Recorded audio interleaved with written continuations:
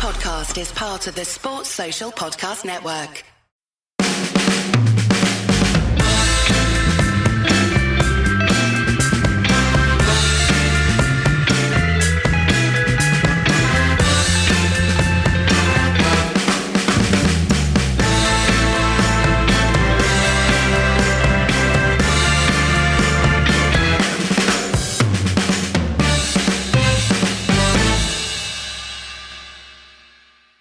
Ed, I'd say how you doing, but you've watched us, draw 0-0 and then lose on penalties to Middlesbrough and draw 0-0 to Palace. How are you holding up? Well, since I burned my retinas out after watching those two things, I'm pretty good, thanks, because I won't get to watch the crap in the net. No, I'm kidding.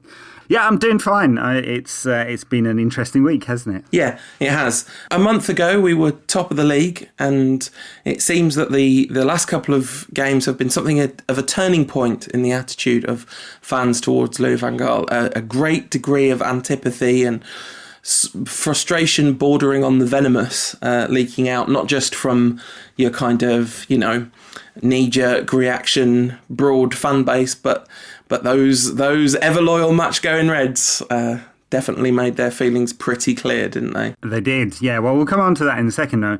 We said it might be a difficult October, I suppose, and it has proven to be so. So start with the thrashing against Arsenal, the one victory, and then 4 draws in a row, and all pretty dull. So, why are the fans unhappy? Or maybe unhappy is not the right word. I think maybe frustrated is the right word. So there's a great deal of frustration. So it starts this week with Paul Scholes accusing United of being a side he wouldn't want to play in and would be difficult for many strikers to play in. He listed a whole bunch they played with over the years, and then said it's a side that lacks creativity, and said that forward playing and creativity are the hardest things to coach, so pretty personal accusation against Van Gaal in a way, pretty cutting, I'd say, rather than personal. And then Van Gaal reacted with, I don't know, less than subtlety, I'd say. He accused Scholes of only speaking out because he's paid by Sky and BBC, and said he's not responsible. And I think he meant he's not responsible for the team, but it could also be another way as well, and said he should have spoken to Ed Woodward or Ryan Giggs. So he's taken on a United legend, Scholes, who's played over 700 games for United. Van Gaal, who's been at the club for 18 months, and I'm not sure after the fans started chanting the name of Paul Scholes at Selhurst Park, not when they were doing their rounds of player chants, that Van Gaal has won the PR battle there. So I guess Scholes would always win that one. And then after the game, I think you tweeted, actually, was it? Or put in your piece for Bleacher Report today, a video of the fans chanting, we're Man United, we want to attack. Yeah, that started during the game, actually, but then it clearly picked up.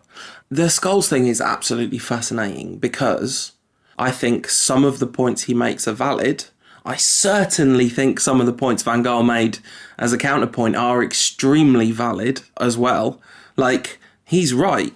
Scholes, if he's really unhappy with the way United are playing, does have avenues into the club if he wants to, and he is taking advantage of his position to earn a lot of money by saying bad things about the club from the outside in, which, I'm not saying he shouldn't do that because it's clearly heartfelt sort of thing. So I do think there's a slight 6 of one, half a dozen of the other. I also think what Scholes said about strikers was just wrong.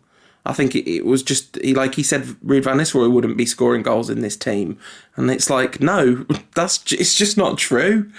No, I think that's right. Like, there's clearly some nuance in this. Scholes doesn't have to be, it's not binary. No, exactly. Not everything he says has to be right. So, do I think everything Van Gaal said in retort is right? No, not at all. I think Scholes has the right to opinion of any kind, And, yeah. And I thought it was quite a low blow to try and trash it by saying, it's only because he's being paid. No, I mean, he wasn't angry. He wasn't saying he was deeply upset with the club. It was a question about what he thought of United's performance, and he said there's no creativity.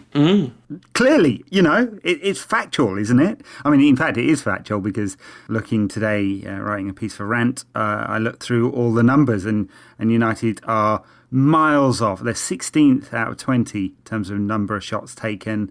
I think they're at the bottom in terms of key passes, so chances created. They more than 100 shots off Arsenal, by the way. It says quite a lot. They're right down the bottom in terms of dribbles and take-ons, and so every creative attacking metric you can think of, United are well down the bottom of the league, and the only one that's actually keeping them in the top four at the moment is the fact that they take the few chances they actually create, which is a miracle, really, given that Rooney has 2 goals this season in the Premier League. Because we've started on a big general thing about the state of the nation at United at the moment, and I think that makes sense because that's the conversation in the air. And I think even that has some nuance to it, because I have to say, having watched all these terribly dull games, it doesn't seem to me that the problem is a lack of attacking intent. It seems to me that the problem is that an enormous percentage of our attacks break down at crucial moments. That possession-oriented football isn't the same. I mean, very, very often you will hear attack when United are in the final third. That they are attacking, they're just not making a very good job of it. So I only half agree with that. If you look at, unfortunately, I had some time this morning, so I actually watched the game again. I'm so sorry to hear. I mean, no, listen, right? You just, those two things, that isn't A plus B equals C there, what you've just said. No, I had some time, so I watched the game again. I wanted to confirm whether it was quite as bad as I felt it was. Okay. Yeah. So, look, anyway, there are a number of occasions where United players do not break forward, right? They don't break ahead of the ball. Yeah. So, and Rooney is so tactically indisciplined that is absolutely criminal. I mean, really, really criminal. And, it's got to the point where it is negligent of Van Gaal to pick him. Yeah, so absolutely. He didn't touch the ball once in the box against Palace. Widely tweeted that graphic. But it's because he's all over the pitch and no players are breaking ahead of the ball. So there was one stage where Rooney had the ball in midfield. He dropped really deep. He basically stood on the ball and then swept the ball right. He actually didn't hit a Hollywood ball. He hit a perfectly sensible ball right.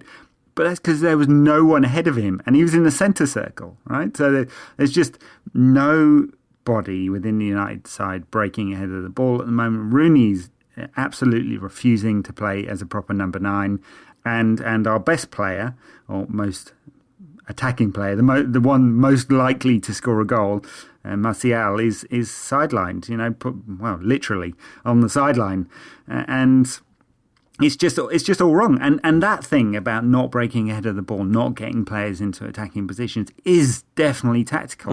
The most ambitious side at Selhurst Park was Palace by miles. Yeah, and there's definitely an issue with the attacking play, but you have got players, I mean, like, especially Martial, you've got players prepared to run with the ball at the opposition, and you've got players prepared to, like, it's interesting that you talk about players not breaking ahead of the ball, because one thing that the side is constantly being accused of is passing the ball backwards and sideways.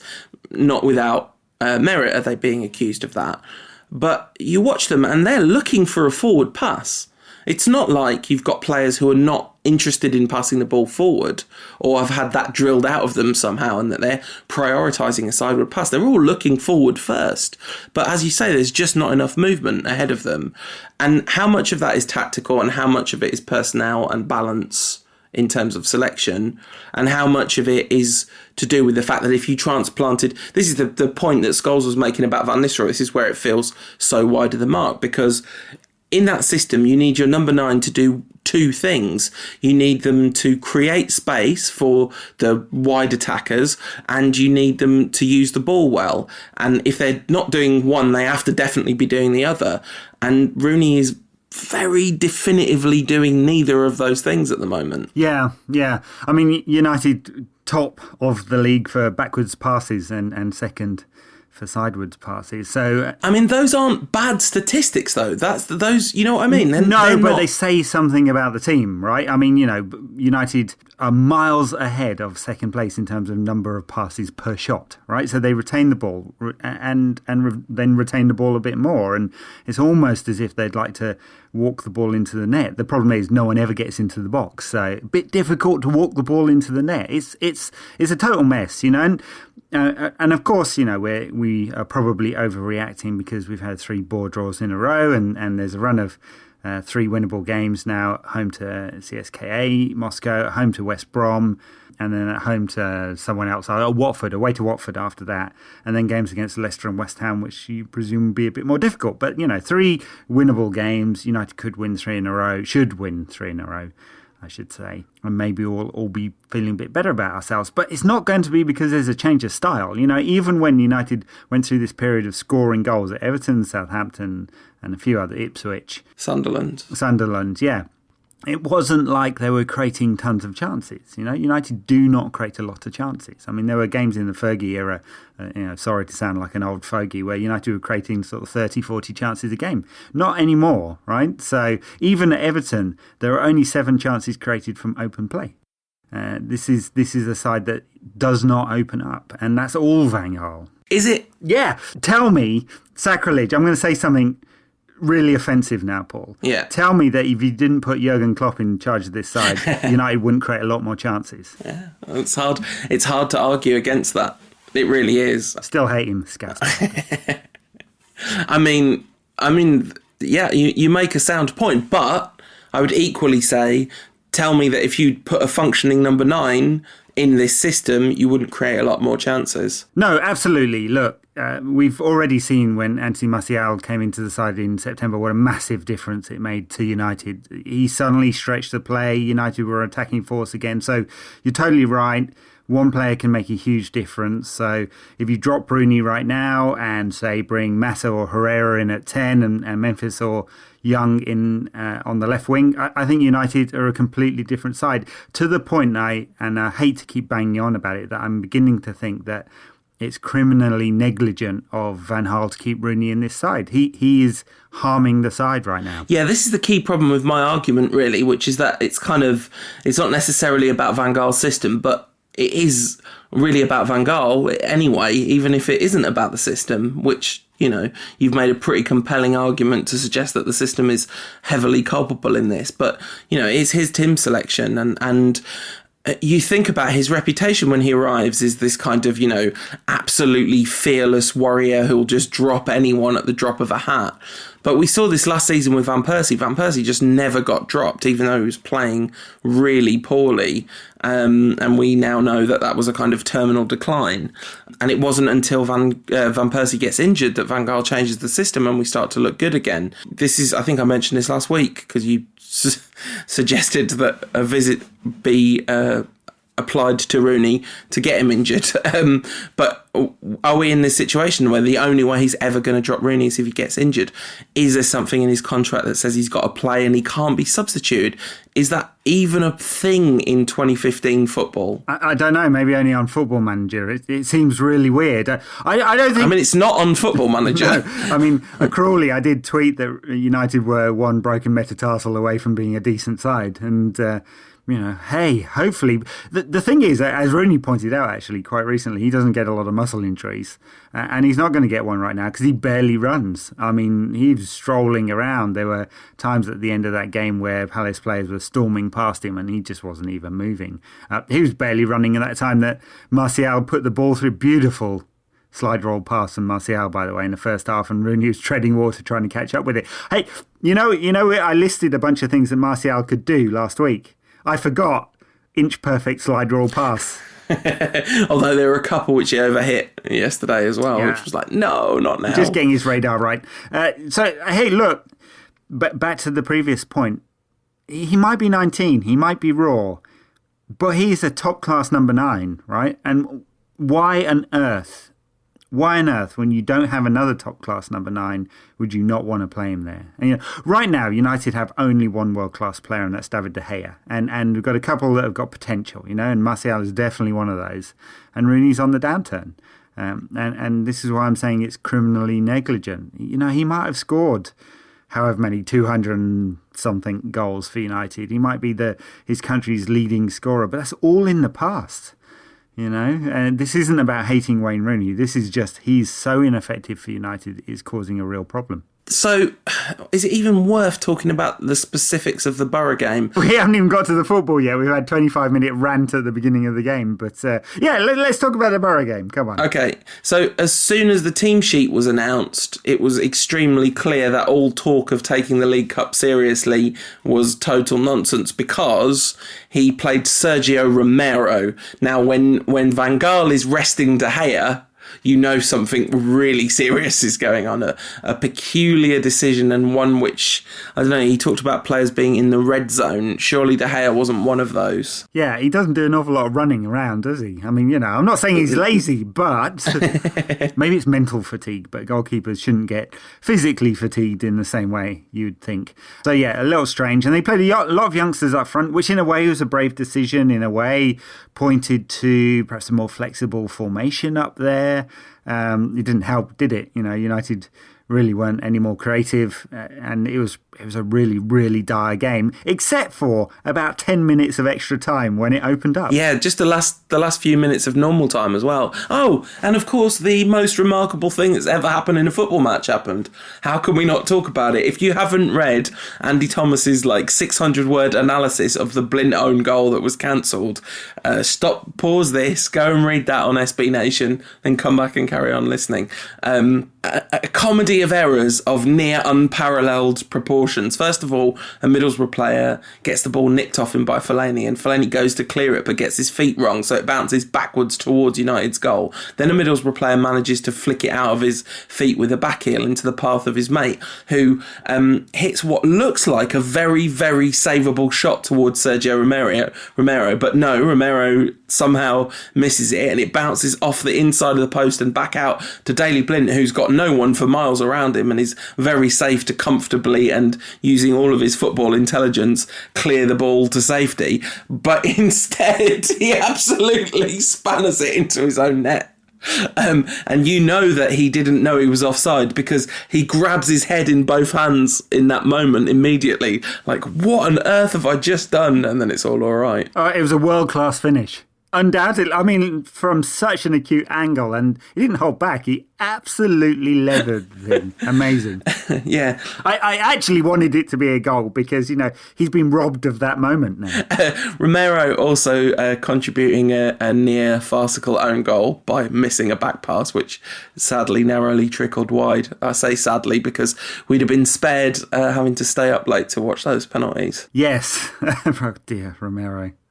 It just makes me think back. That moment makes me think back to all those people who were arguing that he would be a good replacement. In fact, some people were saying he was a better goalkeeper than David De Gea. Well, David James said that 3 weeks ago. I know. David James has clearly gone prematurely senile. There were actual United fans arguing this. Actual, real ones, real. Yeah. It does not. It almost doesn't compute as much as actually playing Wayne Rooney at the moment. Rooney came on at half-time in that game for James Wilson because that was what the game needed. That one felt like a low blow. Sorry, everybody. That one felt unnecessary. I think all the previous Rooney bashing this week was entirely justified by events, and it isn't actually Rooney bashing, but his analysis. That one, I'll acknowledge. I hold my hands up.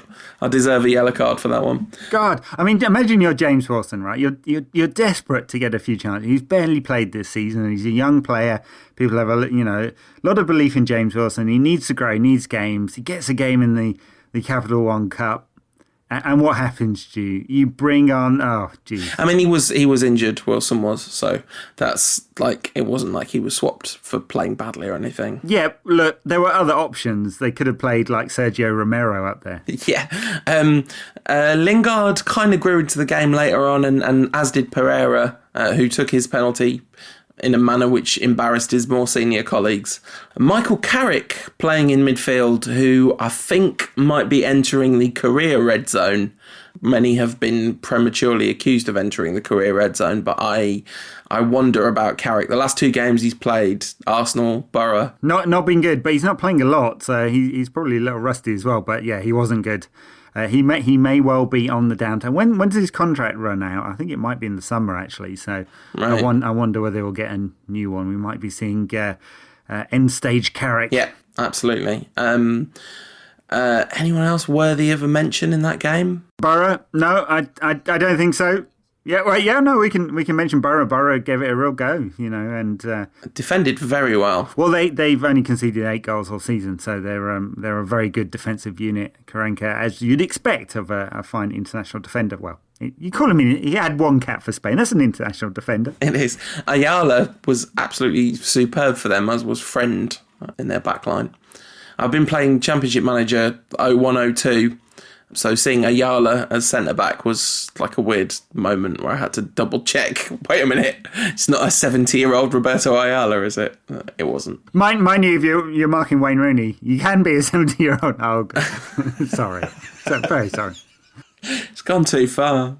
The point is now, it's got to the point where it's extremely clear that surely nobody can be defending Rooney's performance. Actually, that's amazingly not the case. People are still saying he should be playing in a different position. Ruud Gullit on Match of the Day last night apparently said, I didn't see this for myself, I'm quoting, said you can see that Rooney doesn't want to be playing in that position, meaning number 9. It's like, well, he shouldn't have said about 1,000 million billion trillion times, I want to play in that position, should he? No, but I mean, Ruud Gullit was, it wasn't very articulate in trying to say something which is true, right? So Rooney will not play as a number 9. He might say he wants to play as it, but he was wandering all over the pitch. Yes.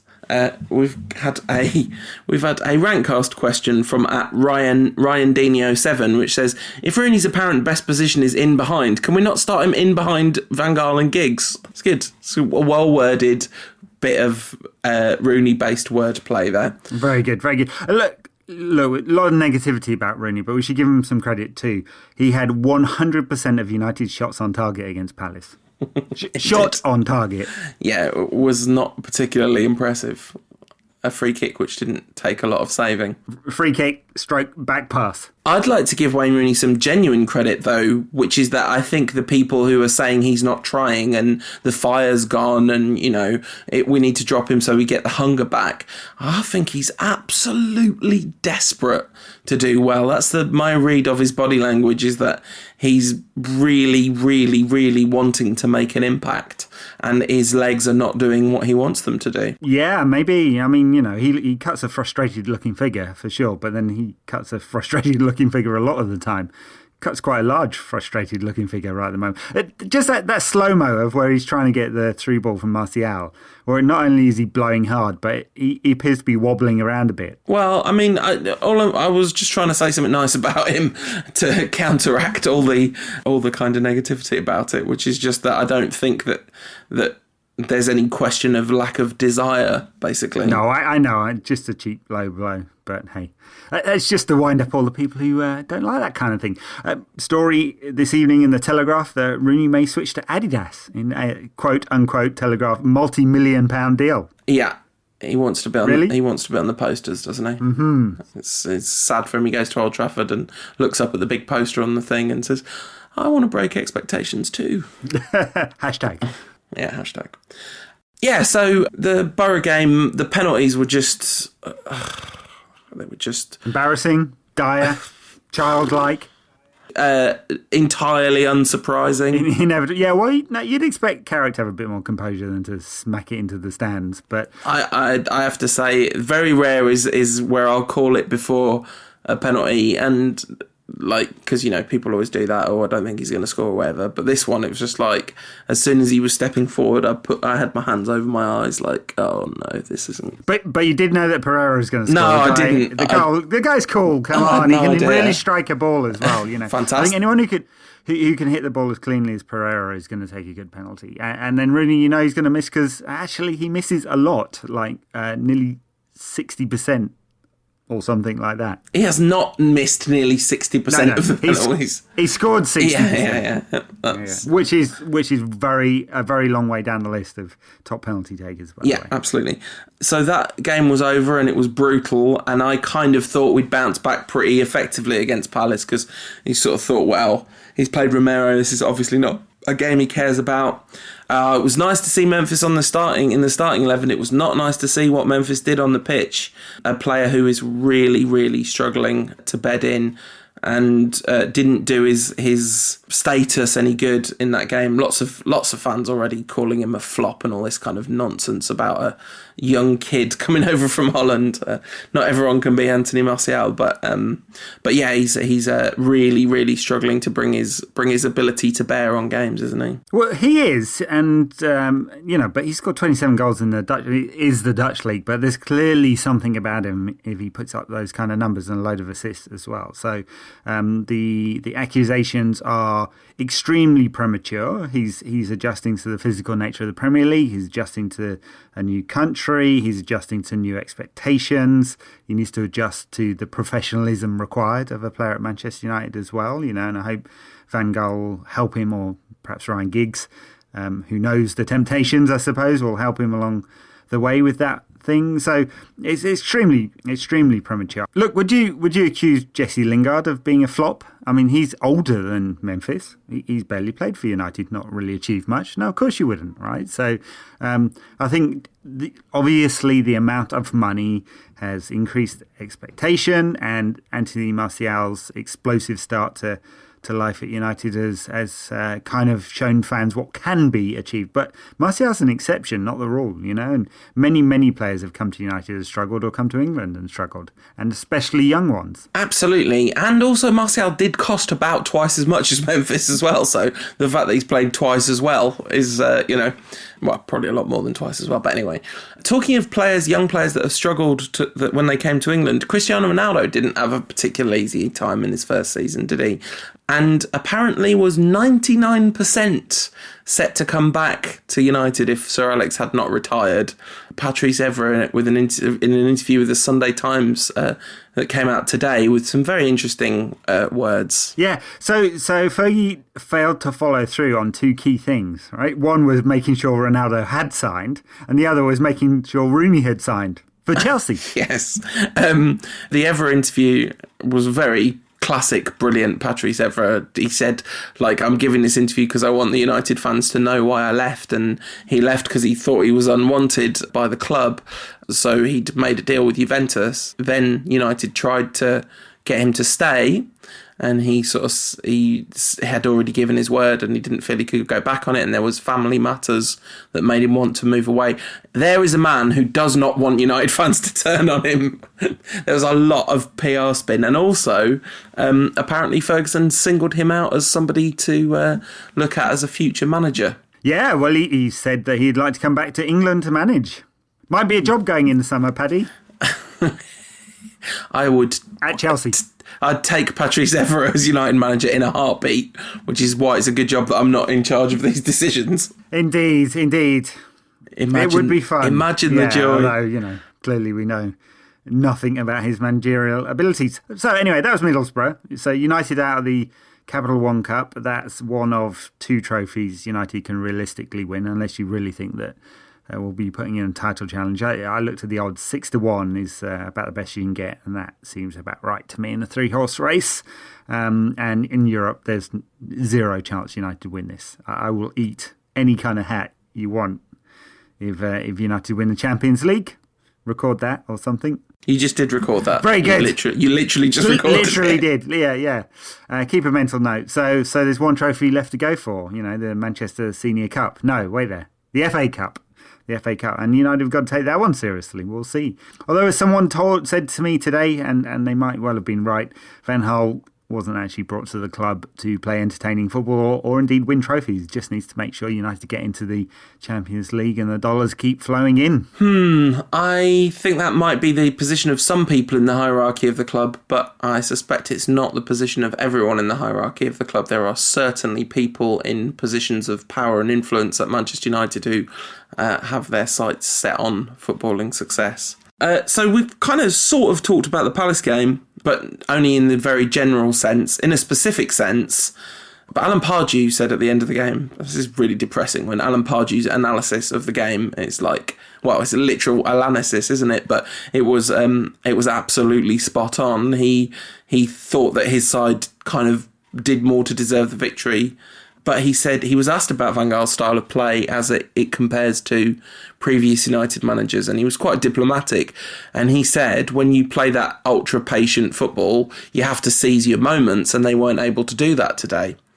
And that really is true, isn't it? It's really the case that United are relying on attacking excellence in key moments when you look at the numbers. Yeah. Because, we're not been free scoring, but there have been plenty of games where we've scored a lot of goals, and that kind of feels like a distant memory now. But, it's not an exaggeration to say that it wouldn't be in any way shocking if we won 3-0 the next 3 games in a row, It would be shocking if they were electric performances. Yeah, well, quite, yeah.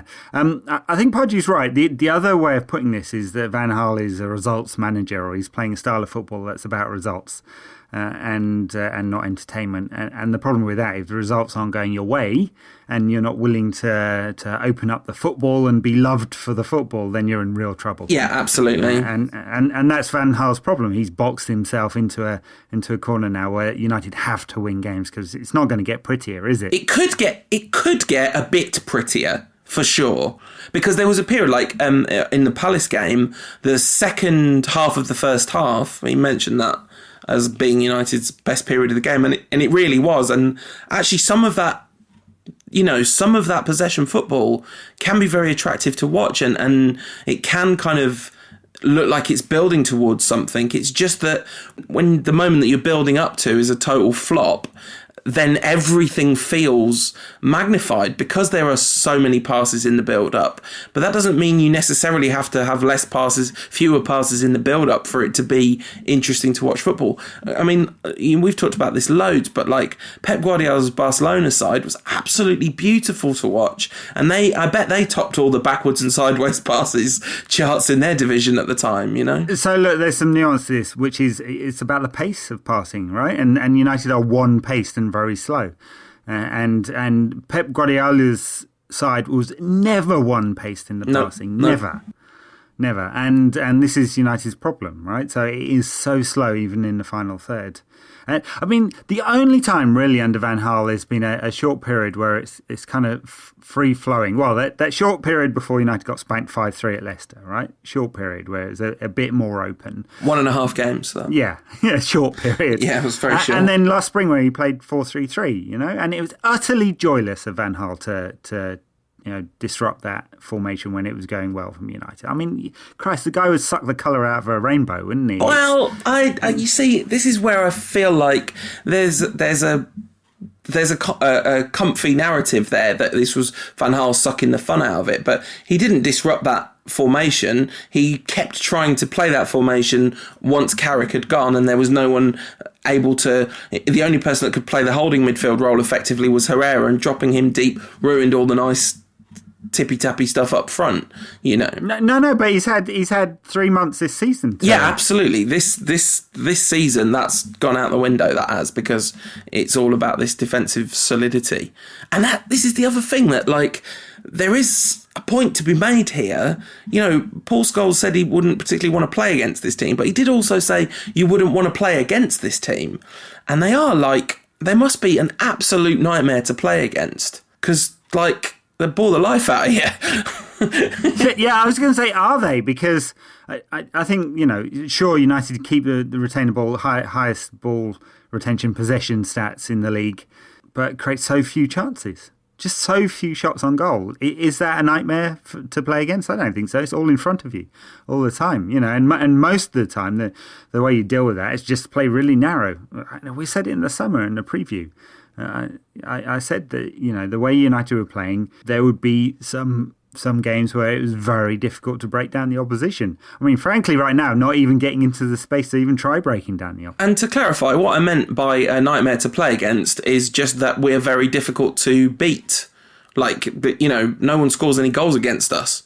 We've conceded 1 goal since that Arsenal drubbing, and that 20 minutes against Arsenal was genuinely atypical of the season.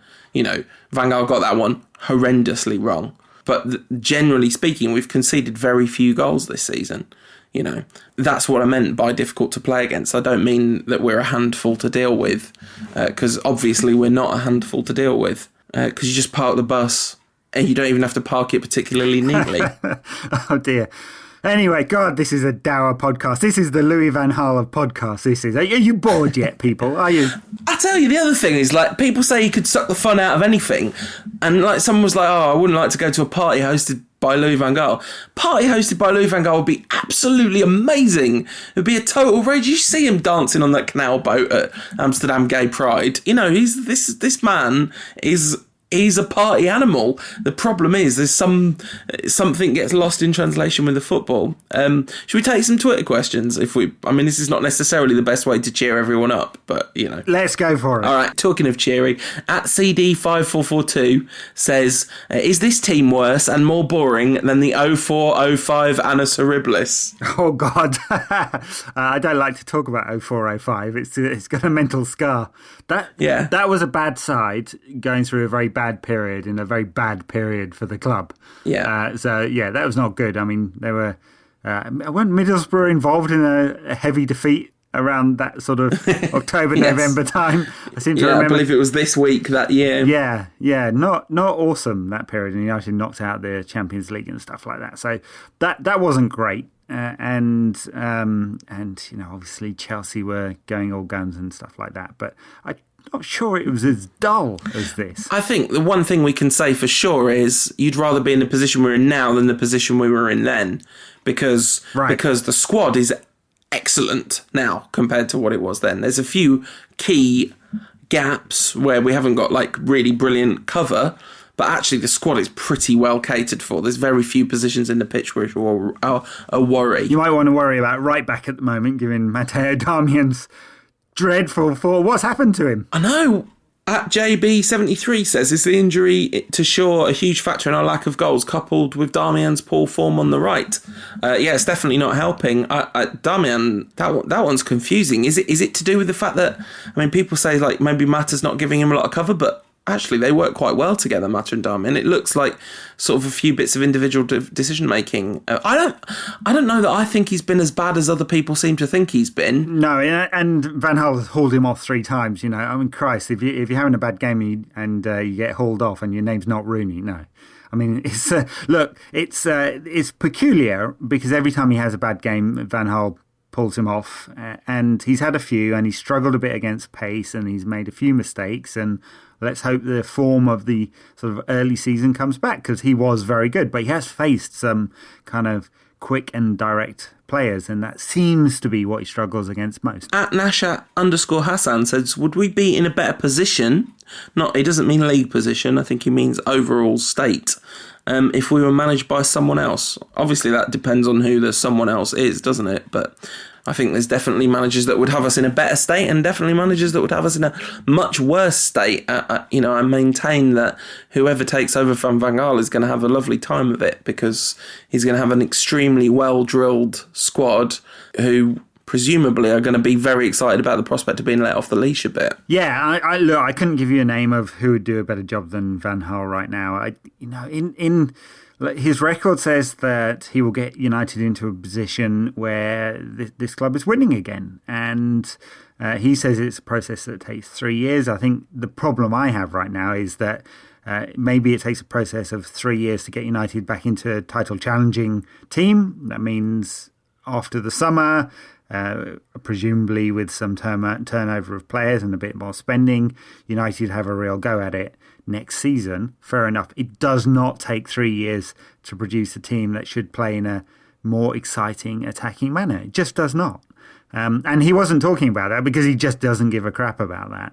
And he's blind to the will of the fans. Well, not blind to it, but he cares only superficially. At Joe Greeny says, does Van Gaal finally understand the fans' frustration? So the fans were singing, we're Man United, we want to attack and all that. And I was sat in the press conference afterwards, kind of trying to work out whether to ask him about that or not. And I just thought, you know what? I really wanted, I knew I was going to be writing about that, because it was easily the most noteworthy thing about the game from a United's perspective was the sense that this was the one where that he really did lose a lot of goodwill. It was tangible. So I asked him, and there was no apology whatsoever. He, in fact, sort of said this is one of 2 games this season where we've not been the better side away from home, which me and you were talking about that before the podcast, and it's just not true. So, even by Van Gaal's logic, it's not true. So yeah, I would say that he is definitely aware of the fans' frustration, but I don't think that you could say that he really understands it. I'm not sure it's true to say it's totally superficial, his care for the fans. I think that he thinks that's who he's working for, But at Tom Byfield says, this is one for you, Ed. Do you think Jesse Lingard is good enough to pin down a regular position in the team? Hard to say. So he's a player I like. He's a player apparently who Van Gaal likes a lot. And he's got lots of good attributes, plenty of pace. He's very disciplined. He has scored goals at under 21 level and quite a few for Brighton as well. And other places he's been on at loan. So he's got some qualities. If you'd, which you didn't ask me, but if you'd asked me whether I thought he would turn into a world-class sort of wide forward for United, I don't think so. I think he's got lots of qualities, but inherently he's just a younger Antonio Valencia, just a little bit one-dimensional. Really? I find that to be a very surprising analysis of Lingard.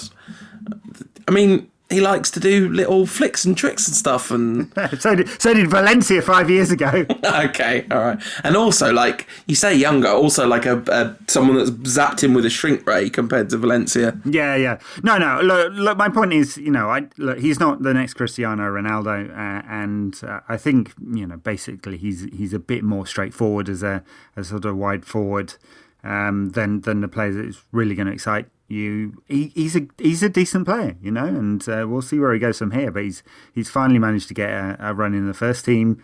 It's taken a very long time to do that. He's 22, and this is it, right? So if he's still on the fringes by the end of the season, he might want to consider where he goes. Although I'm sure he wouldn't. At MUFC 689908 _. Cymru Fussball Meister, that's a fantastic Twitter name, says, what is a goal? Let's talk about that one after next week's game against CSKA Moscow, because I'm sure we'll see something. At bifurcated _MBM says, if Wayne Rooney plays well and contributes to United winning a game, what year will I have travelled back to? About 2011. No, just the other week against Club Brugge. So it's not so much what year you've travelled back to as what Belgium you've travelled back to. At Giggsy92, maybe giving away his answer to this question, says, Paddy Evra or Giggsy is our next manager. Well, look, great choice, yes, great. We know nothing about the coaching abilities of either of them, though, do we? Well, we've heard a lot about Giggs from various sources. Which kind of brings us to this interesting dynamic that's happening at the moment, because at Tommy _CTS says, is the class of 92 Salford documentary refreshing insight, distasteful self-promotion, or other brackets, please expand? And this is really interesting. So Barney Roney was talking to friend of the Rantcast Trisha on Twitter the other day, and he said that Scholes' attack on Van Gaal, of all the things it's doing, it's like Fergie, class of 92, good, exciting, dramatic, new, boring, non-class of 92, United, boring, stayed, unexciting, And there's an interesting thing going on in the relationship between the class of 92 and the club, especially given one of them's right at the heart of it. Yes, difficult position for Giggsy, isn't it? So you got Gary Neville, who he has been a bit critical of United, but not overly critical. Definitely not been critical of Wayne Rooney. Interesting, that one. And you've got Scholes, who's been a bit more forthright. Phil Fizzer's not really said a lot, but and then Giggs is sort of in the middle. They came together after Moyes. There's clearly a long-term plan for them to be part of United. They're together in running Salford FC. They're doing building projects through Manchester. They've got a cafe and a restaurant and a hotel and yada yada yada. They are clearly in various projects for the long run, and I guess one of those projects eventually will be United. I mean, so they've had mixed PR in the last few weeks. They did a very nice thing with their hotel, which had people squatting in it talking about the housing crisis and stuff like this, and they said stay for the winter. It's a very smart, good PR, and probably because they're not horrific human beings as well, that definitely probably helps. The Salford. Did you watch the Salford documentary? No, I haven't seen it. Oh, okay, that's interesting.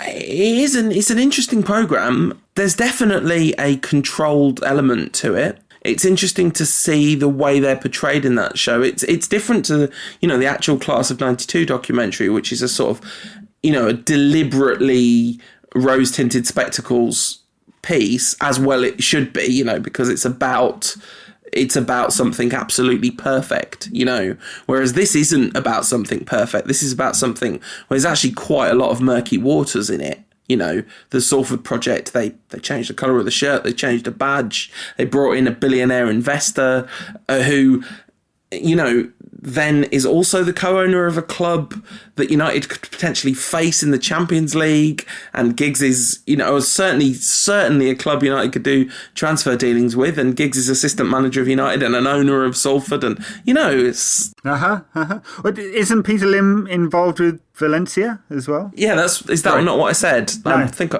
What did I say? You said a club in the Champions League. Oh, that's what I meant. I meant Valencia, sorry. Yeah. Yes, well, absolutely. Where Phil Neville happens to be assistant manager. Yeah, it's all very incestuous, isn't it? Salford versus United, third round in the FA Cup. Salford's still in the FA Cup? No, I know this because of the documentary. Spoiler warning, they get knocked out in the first episode. You should watch it, though. It's really good and interesting. I will do, just not had the time. Yeah, I do plan to. FC United play Monday week, don't they? Very, very angry about being their fixture being moved for television, protested to the FA, who told them they had to do it, and then told them they had to set prices higher than their normal prices as well. Which the club are going to cover, right? That's how they're going to handle that. That's right. Well, they actually got agreement from Chesterfield to reduce the price. So in the end, instead of giving a voucher, which is what they were going to do, they are now charging £9 to go to the game. And Salford and FC United are very different. Yeah. It's a very different picture. Can't help thinking Salford's a business proposition to a certain extent. And the kind of self-promotion side of it, in a way, I think, you say shameless self-promotion, Tom mentioned that in the question, and I think, well, why should they be ashamed of promoting what they're doing? Why should they be ashamed of that? I'm not sure it's a matter of to use shame as a kind of concept because, No, right. No, look, they've got a bunch of business propositions. They are multiple millionaires in the tens of millions, not the hundreds or billions, right? So they are starting at one end of their investment cycle path journey. And I'm sure the idea is to get even more fabulously wealthy from their various projects. Salford might be one of those projects. I mean, they've talked about getting high into the Football League, haven't they? And that would do very nicely for them if they managed it. Cost a lot as well. That old joke about how do you make a small fortune out of football? Start with a large one. Well, they've kind of done that though, haven't they? And they brought Peter Lim in, who has got a large one, yeah. Covers that side of things. But it's all interesting, and that whole dynamic is going to be fascinating to watch play out. And I think lots of people make lots of very grand statements about what they think is going on behind the scenes in that, but I don't think anyone really knows where Giggs stands on Van Gaal, where Scholes and Giggs stand on the kind of relationship between Scholes and Van Gaal now, which has obviously been really soured. But do we have any doubt that if the opportunity presents itself, Giggs will definitely stab Van Gaal in the back? I mean, let's not doubt that. He might be soft and cuddly on the outside, but he's very steeled on the inside. He knifed David Moyes good and proper, didn't he? David Moyes, by the way, who still hasn't been sacked at Real Sociedad, even though they're one place off the relegation zone, lost at the weekend to Celta Vigo. A couple of people said they enjoyed us doing a little bit of general Premier League chat last time, so very briefly, someone who hasn't been sacked yet is Jose Mourinho. Lost again. What is going on there? Yeah, paper stories about this are brilliant. So there are serious papers. He's definitely being sacked and he'll be out before the midweek Champions League game. He's got 2 games in order to save his job. There's zero chance that Roman Abramovich will sack him, and they've already agreed the £9.5 million payoff. I've read all 4 of those. And they're all very certain about it. So I have no idea what's actually going to happen there. But yeah, Chelsea, a 6th loss of the Premier League campaign. And really brutal one as well. I mean, Liverpool were the better side throughout. Better side in the first half, and it was 1-1, and much better side in the second half. So annoying. Annoying. Oh, Klopp. I'll get over it at some point. A funny thing with Klopp is that he used to be quite neat at Dortmund, and he now looks like a kind of tramp that's been living in Stanley Park for 4 or 5 days. I think that is the height of confirmation bias to suggest that he was quite neat at Dortmund. Plenty of times he was a massive scruff bag at Dortmund as well. Whatever. So, and other things are also happening in the Premier League, but most of them seem to involve Leicester for some reason, so who knows? It's all ridiculous. Yeah, Jamie Vardy. He better not break Ruud's 10 games in a row record. That would unacceptable. It would definitely be unacceptable. The other thing that's unacceptable is United's upcoming 0-0 draw versus Sunderland in about 3 weeks' time. After they lost 6-2 at Everton this weekend. They are not a good football team. That's Allardyce. How does an Allardyce team get beaten 6-2? I didn't think such things were even possible. So United have got fixtures coming up, right? Do indeed. CSKA Moscow at Old Trafford in midweek, and then West Bromwich Albion at the weekend. Yeah, so we're a bit more familiar with CSKA than we were last time we previewed a game with them because of how we played them. And that meant looking up stuff about them. And of course, we saw them in action. And that first half, they were extremely dangerous on the counter-attack. Mario Fernandes gave Anthony Martial a very hard time. And United really struggled to contain, but then they got totally on top of that game in the second half. And I would argue that second half, apart from Everton, was probably the best we've played for the rest of the calendar month of October. Yeah, probably true, yeah. And actually, you'd expect the pattern of the game on Wednesday to be very similar. Right, so United will have a lot of the ball, and CSKA, who are a side known for playing well on the break, will play on the break, and they've definitely got some pacey players that could cause United problems. But you'd think it'd be a very different game. You'd think at Old Trafford that United's dominance would pay. The question is, can we break them down and actually score a goal? And I think like the team has clearly got goals in it. You know, it was only a couple of weeks ago that we were absolutely free scoring. 4 weeks ago, and I can't help thinking that this kind of extreme reaction to the last 3 weeks is really about the bubbling underlying frustration of the style of play over the last season and a half. And this is just like this is the worst of it. So it's a kind of good stick to beat Van Gaal with, when people were really fed up with him anyway, sort of thing. But he was winning, so there wasn't an outlet for that. So I can't help thinking this few weeks is going to end up looking a bit like a blip when you look at our fixture list. Maybe that is too optimistic, as something I've frequently accused of being. But, the fixture list does, on paper, get easier from here on out. Yeah, well, I mean, there are definitely tough games to come, but the next 6 games are winnable. CSKA, West Brom, Watford, Leicester, West Ham and PSV, right? So, I mean, some tough games in there, but look, it's not Barcelona in the Champions League final in 2009, right? Put it into perspective. It's there are 6 games that United could win, so we could be having a very different conversation in a week's time. Let's hope we are, eh? And I don't think it's going to be 0-0 and 1-0s all the way from here until the end of the season. There will be times when United score, but I don't think the general pattern of play is going to change that much either. And the big thing that needs to happen, the really ballsy thing that Van Gaal needs to do is what he needs to do. Yeah, he needs to play 4-3-3, right? Am I right? You're right. I mean, that would help too, right? These are the Sam Tighe from Bleacher Report wrote an article saying Van Gaal needs to do 2 things, and one is drop Rooney and the other is play 4-3-3. And he certainly has the players to do that, because that will give him the chance to play Schweinsteiger and Schneiderlin and Herrera or Mata or both.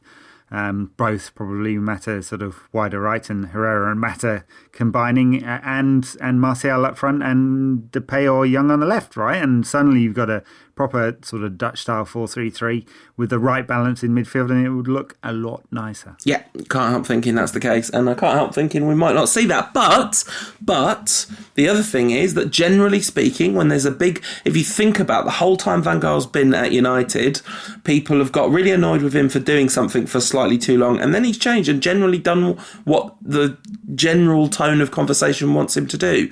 Went from playing free at the back, eventually just gave up on that because it clearly wasn't working, went with the kind of diamond that people were asking for, brought Herrera into the side again this season, brought Herrera back into the side when the big outcry was around about that. So actually, I wouldn't be totally shocked if in a month or two we are seeing 4-3-3 without Rooney in the team, but I also wouldn't be shocked if Rooney never gets dropped unless he gets injured.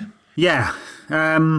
Let's see. Let's follow. Well, I was going to say let's follow this as the season goes on. Clearly, we're going to follow this as the season goes on. I wonder if the narrative is not that Rooney gets accommodated this season, then after his we haven't talked about this, after his testimonial, hard-earned Wayne, and in early August he gets shunted off to Everton. This is where I think the conversation about Rooney's current form is really negatively tainting the testimonial conversation, because why on earth shouldn't a player who has, like, whatever happened with the transfer... Well, you've just answered your own question there, mate. But, I mean, Rio Ferdinand had a big contractual kerfuffle.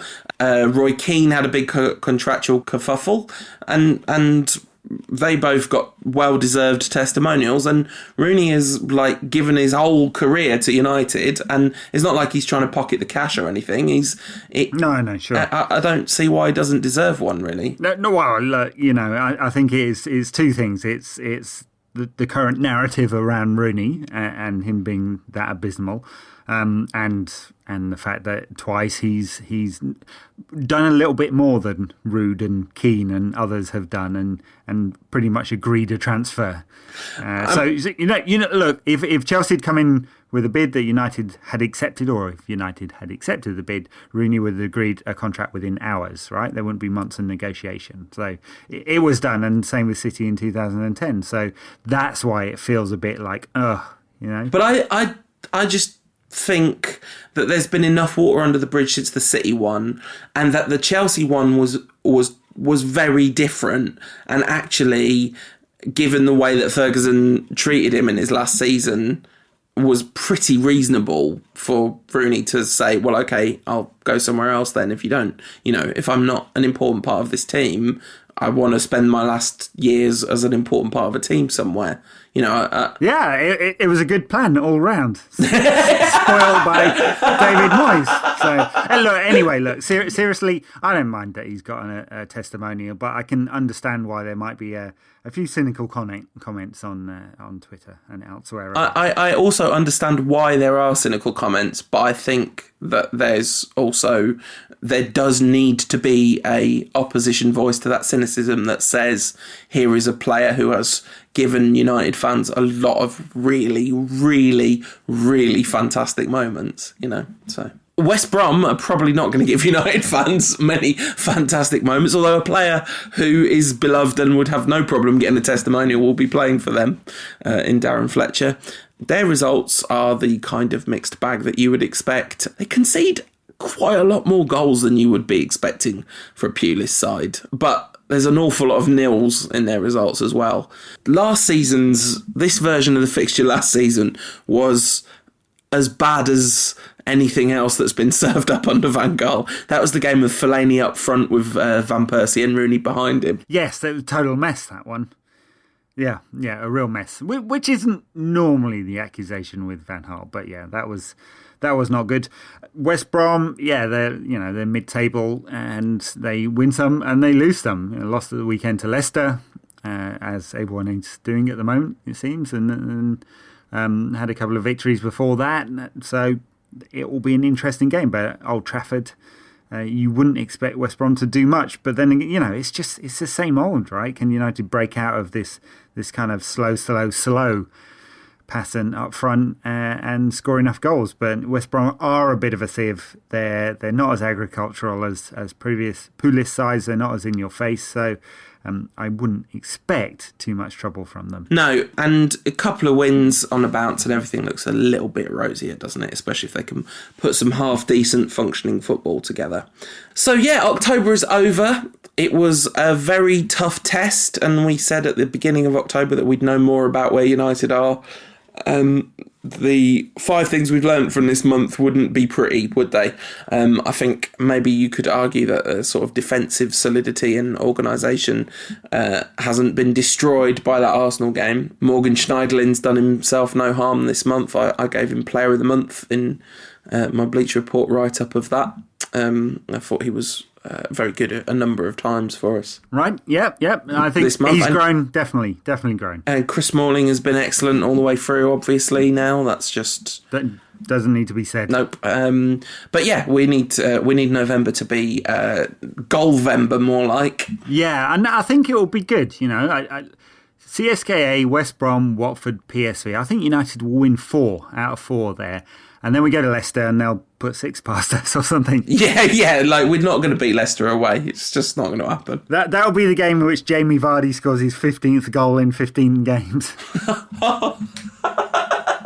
At least it's not the game where he can beat Reed's record. Maybe we'll just bore Leicester fans to sleep. I was sat in this press overflow box thing, which was a mixture of press and Crystal Palace friends and family seats. What, a big-time journalist like you not getting a proper press seat? Lol, a big-time journalist like me. But the chap sat next to me was a Palace fan, and he said about, 40 minutes in, went, just a bit flat, isn't it? And it's like, welcome to watching Man United. He said, where's the old Man United? I said, that's gone. That's long, long gone. But Pardew said Palace. He needs the Palace fans to be with the side because United are a team that can suck the atmosphere out of a stadium. I know. I think he was actually talking about the possession football, but yeah. Yes, ... Yeah. Look, I actually think, we've been quite negative about this podcast. So let's, on this podcast, not about this podcast, so other people can be negative about the podcast. Yeah, no doubt that's coming. Yeah, no doubt. But I think we've got some better stuff to look forward to because November and December do not look too bad at all, at all. We finished the year with a tough game, but it's at home to Chelsea, so we don't finish the year with a tough game. Jose will be out of a job and Moisey will be in at Stamford Bridge, so that could be fun. So November and December do not look too bad at all. So I think, we can look forward to some better times ahead and hopefully some more positive podcasts. Yeah, absolutely. And, it hasn't all been total disaster. We've got quite a few points out of this difficult month. It's just the way we've got them hasn't been pretty. So hopefully better things ahead. Hopefully you've somehow enjoyed listening to this, found it cathartic or something. Not something I particularly enjoy spending an hour and a bit doing a really grumpy podcast.